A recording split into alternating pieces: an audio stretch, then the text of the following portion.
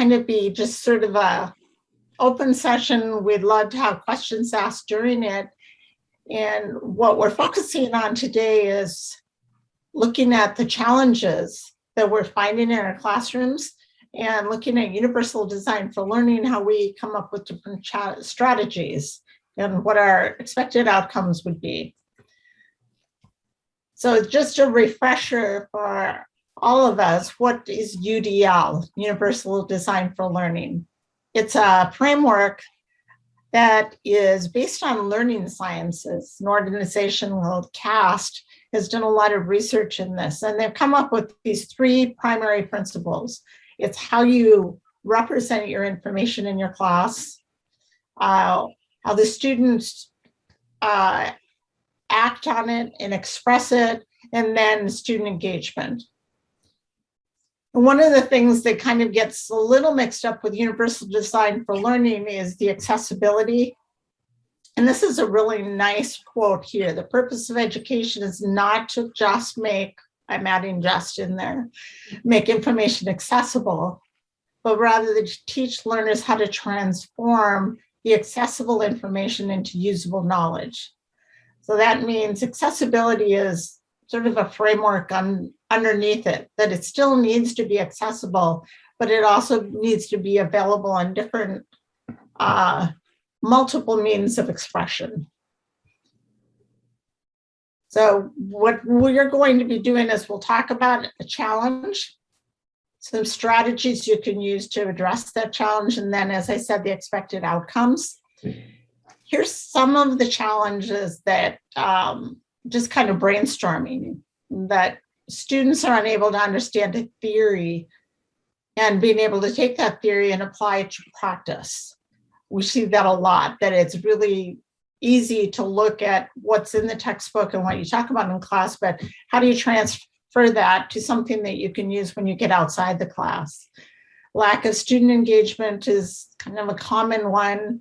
Variable student learning, like you really have some great learners in your class, and then you've got the group that are not doing as well. Why is it there's such a disparity between the different areas? Limited participation in discussions and difficulty applying classwork to the professional work. We hear this a lot in the professional degrees like nursing, pharmacy, and that. Like, how do you apply that? Which is a little bit of that first bullet I had about understanding the theory and translating that to practice, being able to apply it. So there's some just brainstorming challenges. We're going to pull a few out eventually. Next slide, I guess I'll do a couple, and Stacy will talk about some. So in thinking about how to apply the challenge, taking the challenge and apply a strategy, thinking of a universal design for learning. So there are those three guidelines that we had talked about initially about the engagement of which is the why of learning, the representation, which is the what, like what are the readings that you're giving them? What are the videos you're showing them? How are you representing what it is? And then the action expression, the how of learning, what are students doing to show that they've learned these things? So those are the three principles we'll go into for the strategies. So the first one I picked was understanding assignments.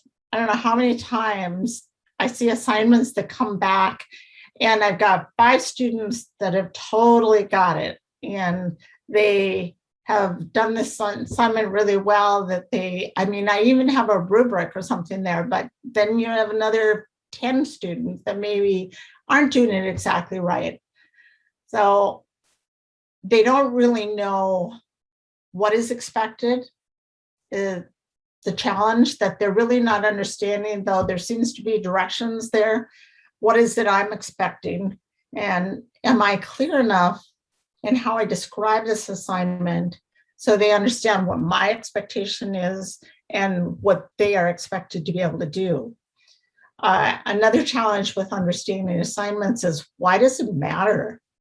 I don't know how many times I hear that. It seems like busy work. Like, oh, I put a wiki in the course and I want you all to get together. And then they complain about somebody changed my words here and this happened and all of that. So what does it even matter? It's just busy work with this wiki. And there's really a purpose behind it, but apparently I didn't explain that well enough, or I didn't share it well enough. And then the how to complete, the instructions and guidance. And maybe I totally understand that assignment. I've taught this course like 10 times, and I think my directions are really clear, but they are not getting it. Like how those are the challenges and in understanding. So a couple of ideas, thinking of universal design for learning. So for the engagement, one of the ideas is to make sure that the assignment objectives are clearly aligned with the course objectives. And in some cases, you'll see a syllabus with course objectives. They're very broad. This is by the end of the course, you're going to be able to do these things, and very understandable to the student. But by the time they get to an assignment in a weekly, like week 4 assignment, they don't see a connection between that and what the course goals are. So including objectives in each weekly unit and objectives that tie directly with that assignment and to what assessment tools you're going to be using with it. So really making that pathway clear to them that yes, this is the course goal, but here's what you're going to be able to do with this one assignment that's going to end up reaching that course goal. Discussing with the students. And I know at times we don't always do that. Talk about, do you understand what this assignment is? Maybe first week of class, you're going over syllabus. Assignment 1, assignment 2, here's all the expectations. By the time week 4 comes, they don't really remember what that first day of class was all about. So think about engaging them when the assignment is being presented and during the week that they'll be working on it. Talk to them about it. They may have questions that you didn't realize that they didn't understand. So give them a chance to talk about it. Lori, yes. Can I ask you a question? Yes. My class is asynchronous online, so that is my biggest concern this semester. And about the assignments? Yeah, well, the discussion with students. I mean, I've already said, please, please, please text me, email me, Microsoft Teams with me, anything, but I'm not sure they'll take the initiative. So I won't lie with them. An idea would be a discussion forum that was specific for that assignment, and give a couple prompts. Here's assignment number 4. Keep it open. And one of the things that's really been helpful is asking the students to respond to each other. That maybe you have APA format required for this assignment, and a student can't remember how many inches are the margins, or how many spaces between the lines, that kind of thing. And maybe there's another student that could jump in and say that, give that. And trying to think about the discussion prompt, a question that is more open-ended, that actually not open-ended, less open-ended, and more specific. Like start the assignment 2 prompt for question specific to that assignment, and asking people to come back with answers. Okay. That gets them started thinking about it. I'm a big advocate for those online discussions, especially with your asynchronous course, some kind of area there where they can maybe ask all assignments together, or maybe just a frequently asked question kind of place that students will respond back and forth with each other. Good question, Becky. Thank you. The other idea with engagement is the drafts. And I know we've talked about this a lot overall in teaching. Drafts really make a difference because you can help send them the right way if they're kind of veering off the wrong way with the assignment, and it's a no risk situation. You can say maybe there's 20 points for this assignment, but if you send in your first draft, you'll get 10 points, but to get the other 10 points, here's some things you need to look at, changes you need to make. Action expression, this is something that's come up a lot now. We have flexibility during our pandemic, somewhat. Students are hoping they'll continue to have that flexibility, understanding that due dates within a certain guideline can be somewhat flexible. Like, this is due Friday. But maybe as you talk with your students on it, Monday is a little better because they need the weekend to work on it because they're working jobs. Some kind of flexibility with that. Compromise if necessary. Align the assignment with options that are authentic. So with what they're going to present, with what they do, is there a work experience or a skill? Instead of assigning this book to read, ask the students to come up with a book that you would have to approve that they would like to use that relates more towards their field. So maybe someone is teaching in higher ed and they pick the higher ed book. Someone is teaching in preschool and they prefer to read a book about teaching preschool. Same concepts are being generated, but it applies to their work situation. And representation is always a fun one. It takes time, but giving them ideas of how they can complete their assignment, examples of completed ones so they can see the variety of what some other students have done. We hear that a lot, that they'll like to see what you are expecting, which relates to that top skill or principle of engagement. It helps them to really understand what you're talking about with this assignment. And this is always helpful, thinking about that text versus video. Record something, record explanation of what the assignment is all about. Lori, can I ask a I think question? we lost Becky. No, she's here. Oh, is she? Okay. Yeah, it's me. Can I? Oh, that's why she dropped off and I get to see you. Yeah, I have a question. So when you say provide examples and that to comply with FERPA, what would somebody need to do to share those examples with the others? I definitely would have the names taken off, but in your class that you are asking who would like to submit their assignment that we can use to show in another class. Of course, I teach in the education field, so your students are more willing to be able to share their work, so you can show examples. If you are not able to get examples of that, you can find some examples online. So I brought up the thing about APA formatting.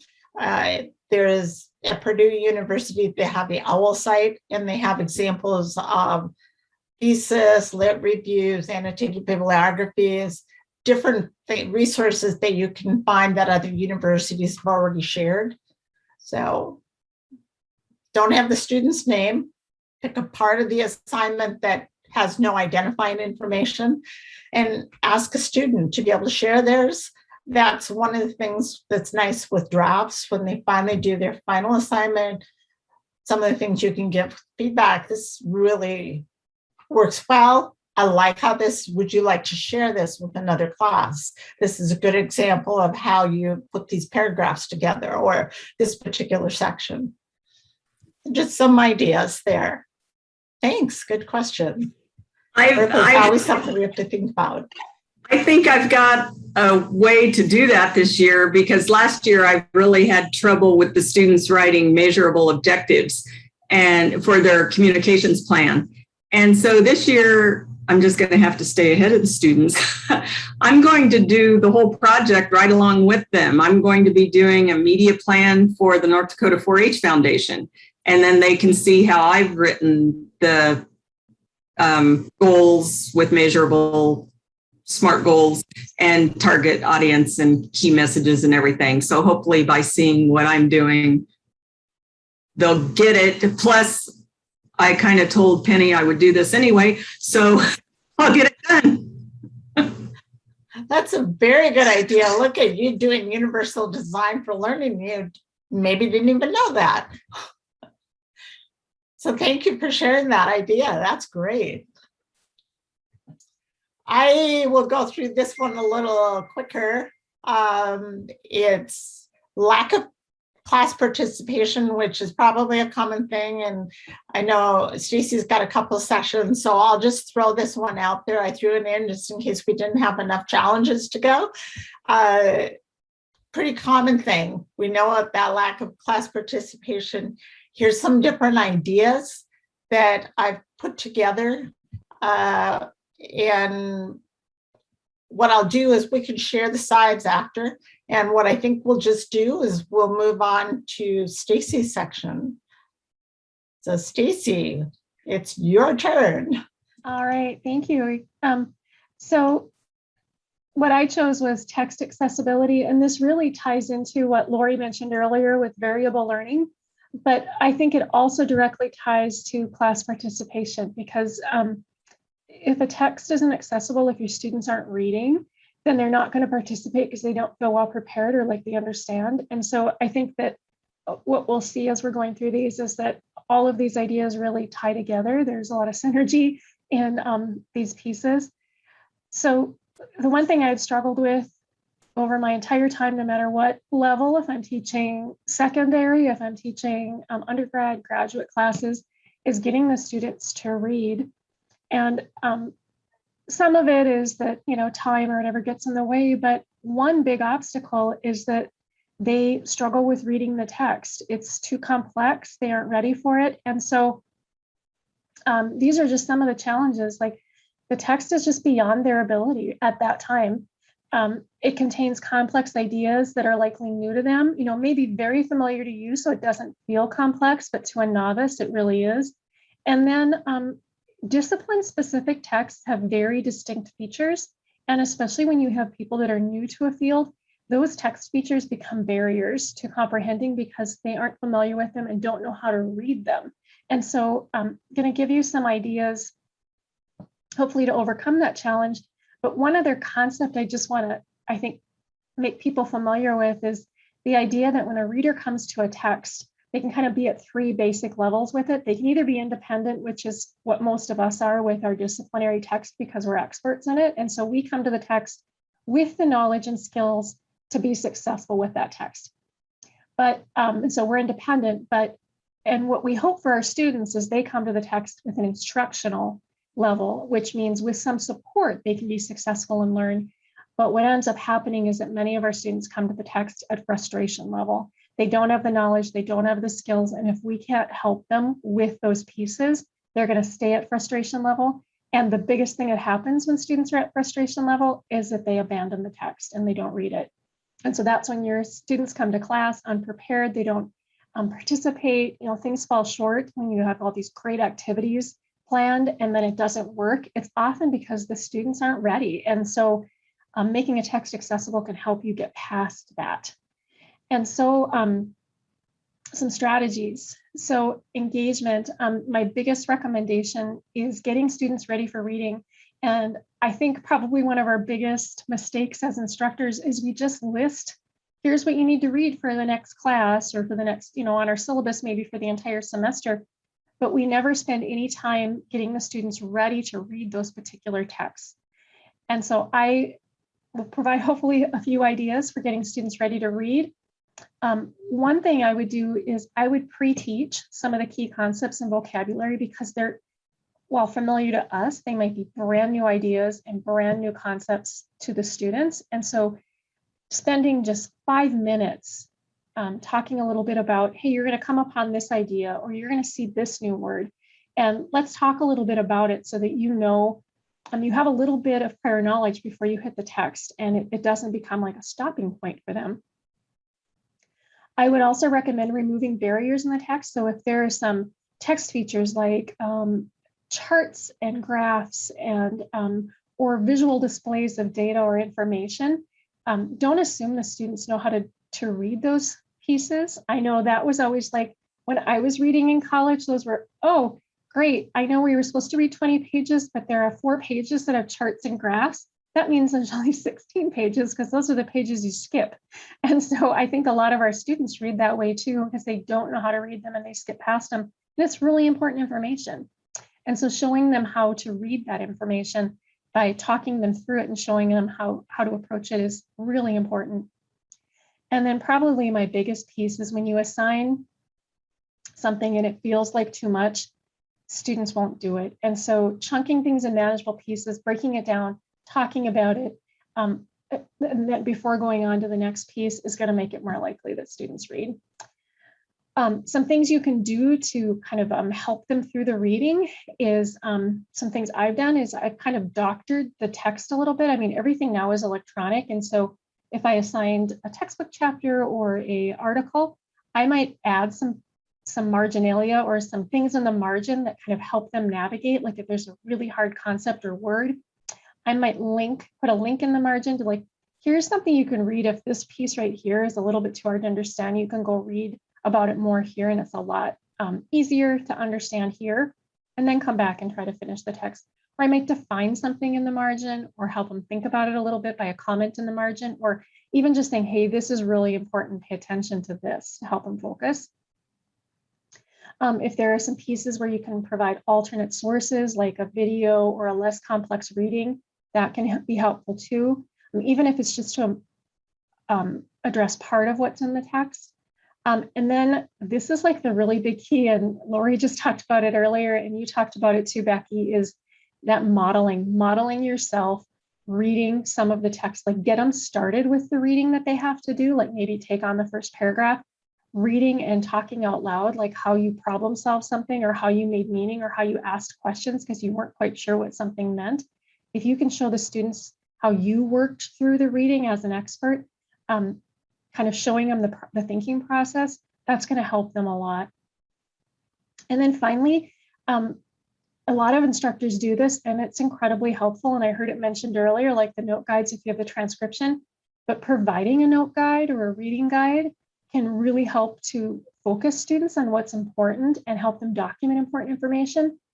And what it can even do is show them what parts might be okay if they skip, because we all know this as experts, right? We often don't read an entire piece of text. Like if we have an article or a textbook chapter, we read what we find to be important. We're better at identifying what's important because we're experts. And so I do this all the time. I'll tell the students, you know what, don't worry about that column on page 12. That's not something we need to read or worry about right now. And then by removing some of those pieces, you make the rest more manageable. And don't divide their focus if it isn't something that they really need to pay attention to. And then providing some comprehension checks. It's not just for you as the instructor, but it helps the students see where they have some gaps and misunderstandings. And so that they can be more of an advocate for their own learning and fill in some of those gaps themselves even, and know what questions to ask when they get to class. All right, Laura, you can go to the next slide. I think another challenge that I thought about myself, because I taught a class this summer where there were literally 600 people enrolled, and I was struggling mightily trying to keep up with feedback because I am an instructor that likes to give feedback. And so this is all very fresh and coming from personal experience.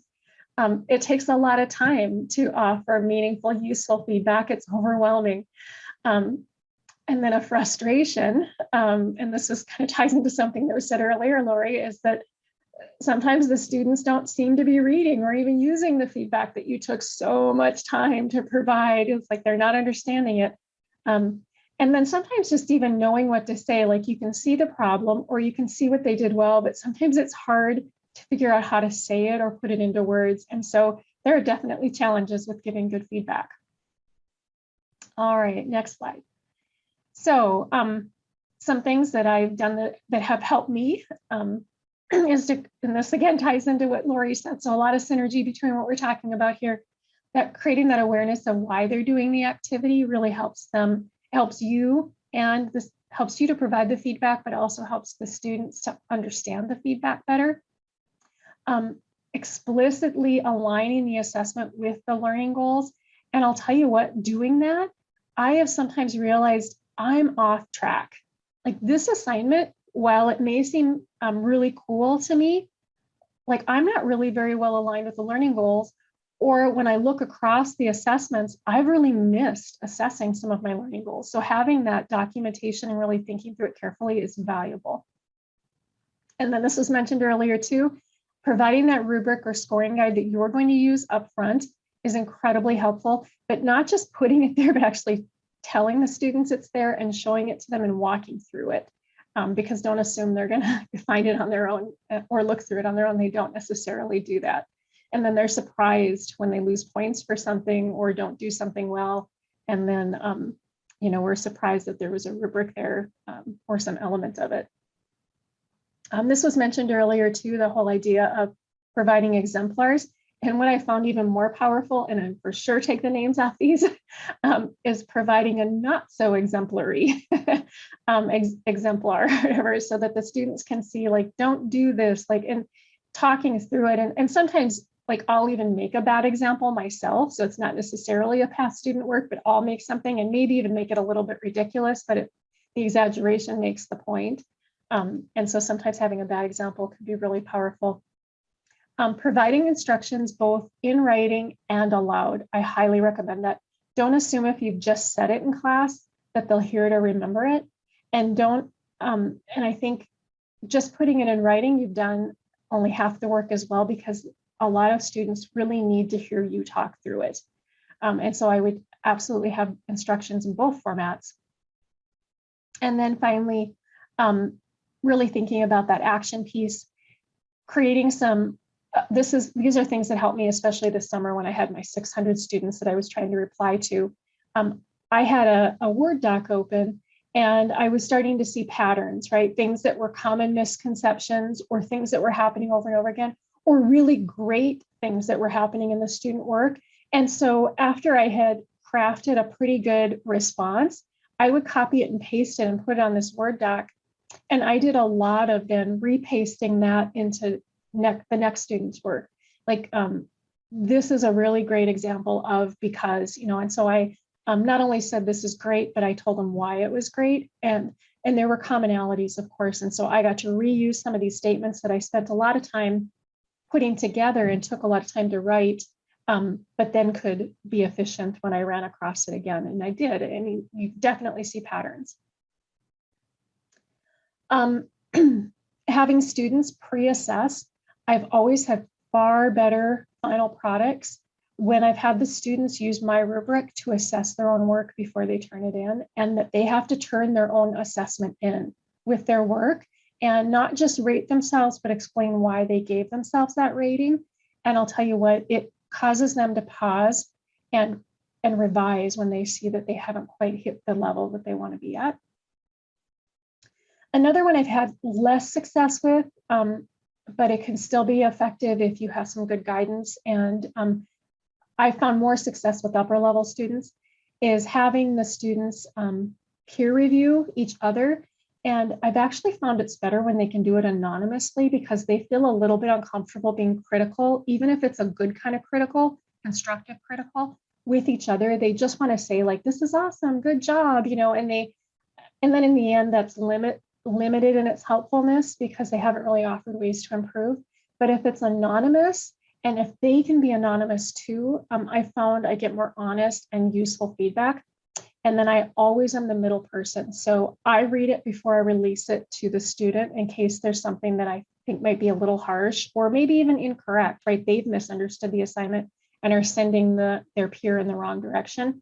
I clean it up a little bit and then release it out. And then the student has time to revise before they turn in their final product. So those are just some tips I have for feedback. And then what happens is if you've done that pre-assessment, either self or peer, when you get the final product, they're always so much stronger and it's so much faster and easier to evaluate student work when it's well done versus, needs a lot of help and guidance and redos maybe. Stacey, I had a question for you. Do you have much experience with audio feedback? And if so, what were the pros and cons to that when you were working with it? I've not done a ton of it. And actually, when I've done it, it was when I had a student that had a disability where he struggled to read and write. And so that he was incredibly bright, but he had some disabilities that limited his ability to write clearly and to understand text in print. And so he submitted things to me orally, and then I responded back to him orally. I haven't done as much of it here at NDSU just as a regular course of providing assessment, but I can see that it might be really neat, especially if you have an online class or when we've been in this distance learning, and we've just not had that opportunity to make connections, like hearing your voice, maybe seeing your face.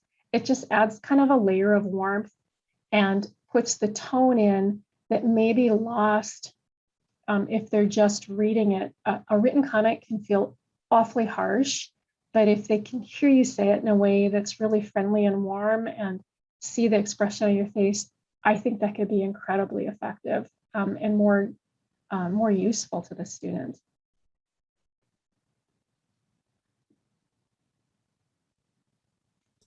A quick comment on the peer review. Find the same thing, that it can have limited effectiveness, and it is something you sort of have to build towards. So something that I found that's been helpful is creating a very quick guide, like 5 questions the peer has to answer about that. So it helps to frame them instead of the whole big rubric. You know, that's hard to go over the whole rubric with it, but 5 questions. Was this such, and was this part met? That would be somewhat easy to answer. And then this goes back to a writing group I was a part of. When we came back to review the writing, we had to start with something positive first, and then give, say, 2 or 3 of the challenges that needed some constructive changes to. But I always start with the positive. Yeah, and I used, so the last class I taught, we did some peer review, and because they were future teachers, and so I wanted them to have some kind of controlled practice, and so I used Qualtrics. So I set up a form in Qualtrics, and I actually only asked 2 questions. So I just wanted to start, this was an introductory class, and so kind of their first opportunity to offer feedback as like a teacher. And so I asked just, what's something that you found incredible? No, I asked 3 questions. What's something you found that you learned or that you found incredibly useful in the information or the content that they presented today?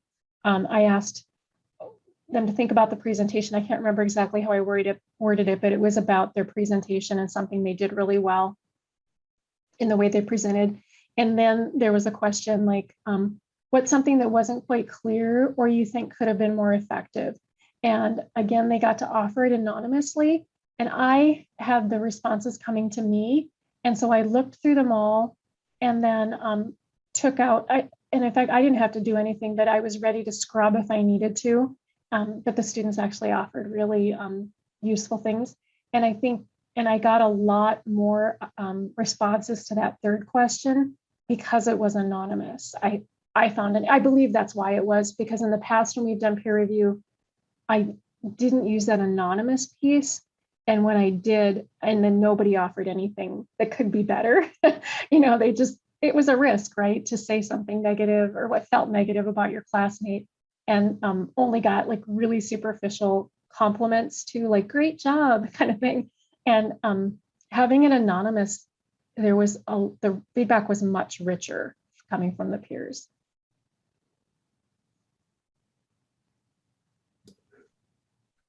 I think that sounds like really good advice. Should I move to the next slide?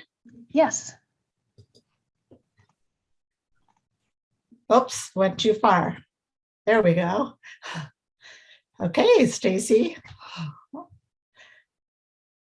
Yeah, do you all, are there any other questions? I guess we've been kind of asking questions as we go. So are there any other questions, or do you have a challenge that we could work through?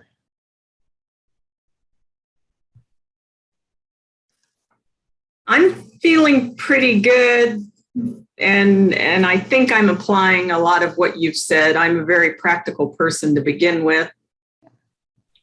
Isn't it nice when you listen? My and master's learn? in education was so long ago, I don't remember any of the theory anyway. So, but 30 years in extension, I'm very practical oriented. So Yeah. I jotted down a few great ideas. So thanks for sharing. I think it's Thanks, always Becky. good when you hear other people like, I do that. That's good. And then you can kind of get that confirmation that what you're doing is great.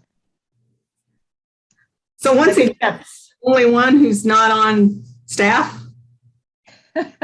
Yeah, we're recording it though, so it'll go out in our resource bank. So we were going to do this no matter what. Oh, okay. Be careful what I say. No. Yes. I have a question. Maybe if a instructor is watching this who maybe has a big gen ed class, Stacy, and I liked where you were saying about the chunking of the readings and kind of going through and teaching them how to read through it. So how would somebody do that because I remember taking my biologies and chemistries and we were reading 4, 5, 6 chapters like a week, right? Because we were covering so much content. So do you have any advice on what somebody could do to kind of apply what you were talking about in a gen ed class? Yeah, there's so many things there, right? That's a hard one. I'm sorry to put you on. I'd probably back up and ask them to really think about what their learning goals are and if it's even wise to assign 5 or 6 chapters in a week. Like thinking about if you assign that much, will they read? And your answer, I think in many cases will be no. And so then if they aren't really learning anything, wouldn't it be better to focus and be a little bit more? And I think from what I've heard from a lot of our Gen A teachers that I've had conversations with, a lot of that work has been done and they've really done a nice job identifying their learning goals and aligning meetings and being more focused. So hopefully we have really good practice going on that way.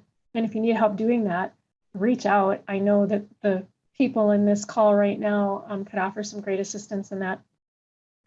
But I think in that case, especially, you're going to have to teach those students how to read efficiently and effectively, because if they're struggling with the reading and then get this huge reading assignment, you've pretty much just closed the door, right? They're not going to read if not only they find it frustrating, but you've assigned so much that they're like, so you think this is only going to take me 4 or 5 hours, but this is probably going to take me 10 or 15 hours because I'm not a proficient reader with this.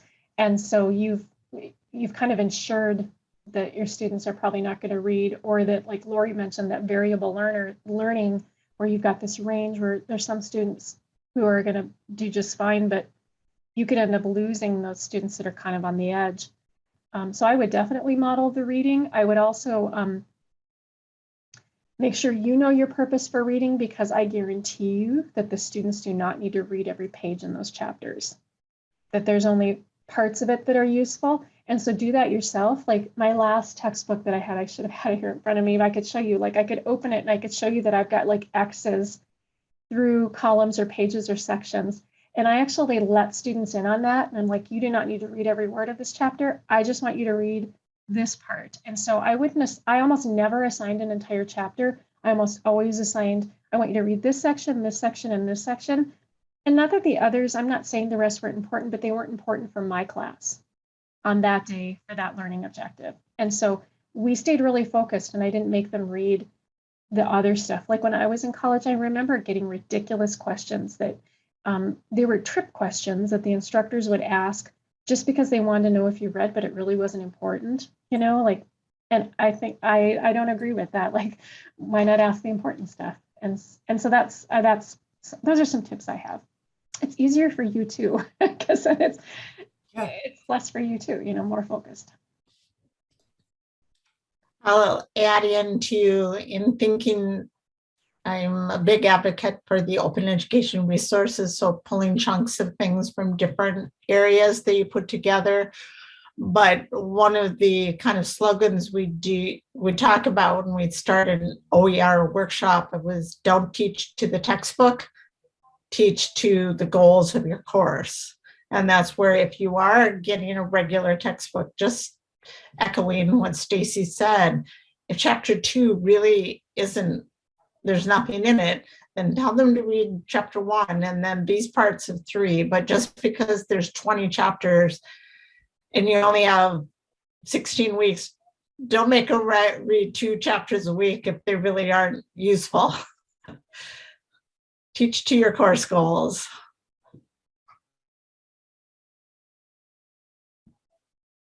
Any other questions?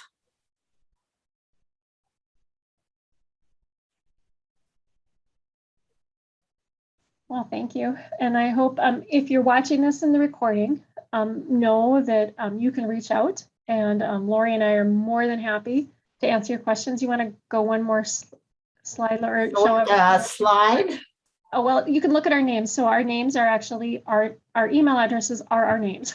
We don't have an initial in there or a maiden name or anything like that. And so you can email us, and we will be happy to answer your questions, help you walk through something if you want some help digging into anything, aligning, or even writing. Maybe you don't have any or maybe effective learning goals, and you just want some help getting started on how to put those together. We're more than happy to help. And I enjoy doing that sort of thing. And I know, that's why we're here, right? And I know that the folks over in the Learning and Applied Innovation Center do too. Well, thank you very much for joining us. And thanks, Stacy. It was a fun session. I think we made it. Thanks so much, you guys.